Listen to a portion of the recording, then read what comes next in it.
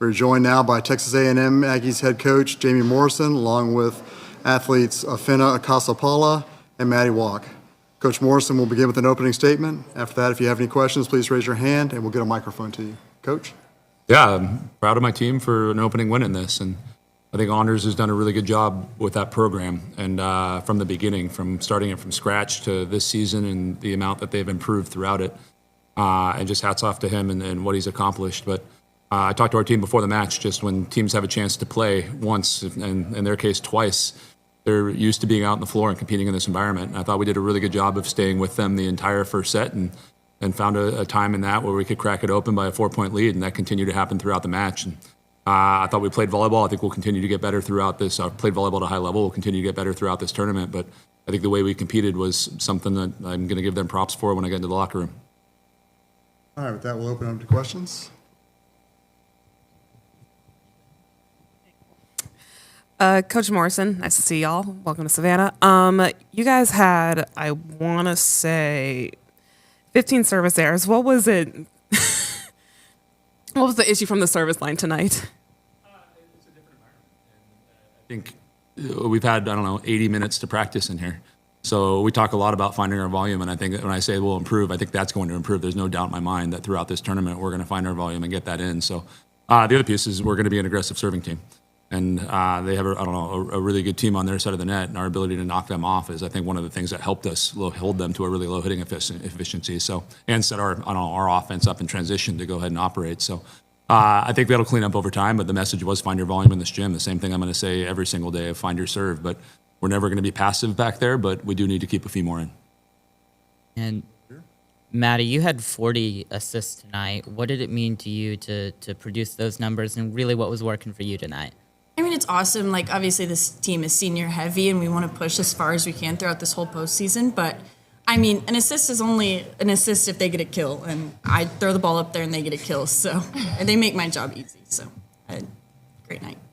Then, Ifenna, what was working for you tonight, and what did it mean to you to see some of the A&M friends bring the monster block tradition over all the way to Savannah? Yeah, I'm going to start with the 12th man. I mean, they mean so much to us, and I know the team, like, just coming out to support, whether it be home games, away games, clearly, like, neutral sites, just always having them behind us, I think, helps get us going when we might be in trouble. And then, yeah, just doing what I always do, playing how we practice. I mean, we practice our connection almost every single day, so just knowing, like she said, she puts the ball up there, I just trust her, I get up, and just whatever's open, I just try and swing there.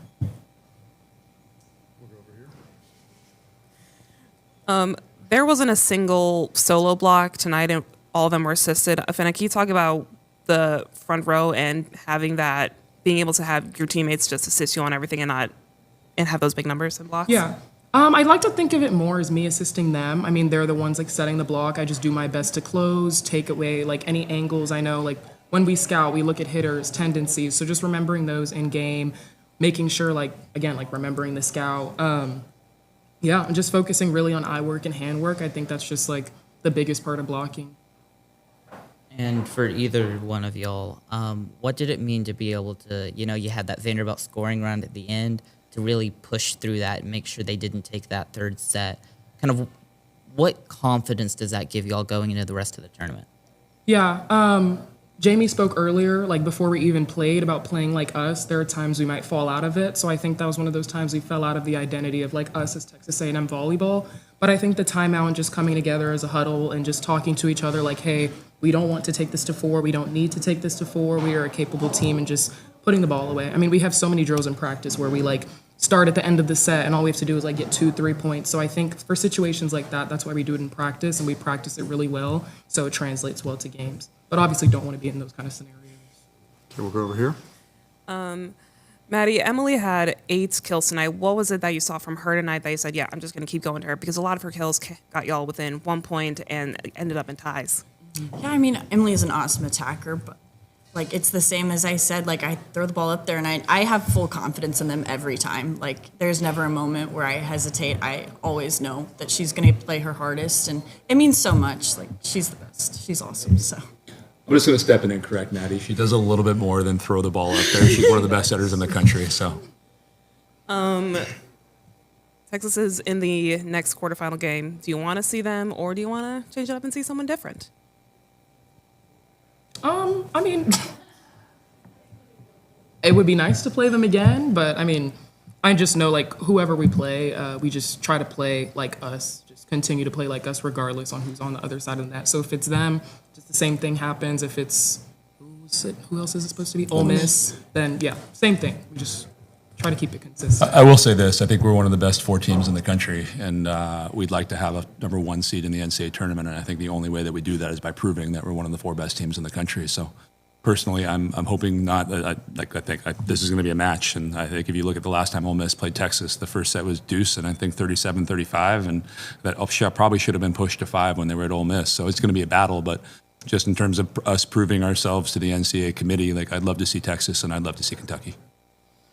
Coach, can you touch a little bit about the atmosphere here and having this new phase of the season this year? Yeah, I was going to talk about it in my opening statement. I just thought I got a little long, but I think I just want to give, credit to the SEC for putting on an amazing event. I think the little touches, like the hallway when you walk in and having every logo in there, to the floor, to the way they're filling up the stands right now. I think it's, an amazing venue here in Enmarket. But I think the entire event's been first class. So I think this is an amazing thing. I'm hoping that we get viewership on ESPN and people are tuning into some really good volleyball across the 5 days that we're here. Got time for one more? Coach, kind of building off of that, what kind of challenge does this style of tournament, making its return to the conference present for you, having to prepare for all these different opponents? I know a lot of fans probably weren't expecting to see Vanderbilt in this round. So kind of what challenge does that present for you as a coach? For me, it's back where I started from. And if you go back to the Olympics or back to the national team setting, you're playing 5 matches in 5 nights, and you don't know exactly who you're going to play. And sometimes there's a pool, and then it kicks into playoffs. And so I feel like I'm in my element right now. And for me, I go to bed early. My staff does the work at night, and then I wake up early in the morning and try to prep everything that we're going to have tomorrow. So for me, it's not a challenge. It's almost like back to normal of what I used to do. So I'm just going to give credit to this group of athletes. I think the entire season we've done a really good job of making small tweaks to what we do to really go beat an opponent, and you see that with the fact that we have the lowest opponent hitting efficiency in the conference right now. I don't know where we are in the country, but the SEC is pretty dang good. So I think it's a credit to these guys also. And I trust, and some of it's the fact that we're veteran, but I trust them to make a small change very, very quickly, whether it be the 40 minutes we have at practice or just talking about it. All right. Thank you all. Appreciate it. Thank you guys. Congratulations.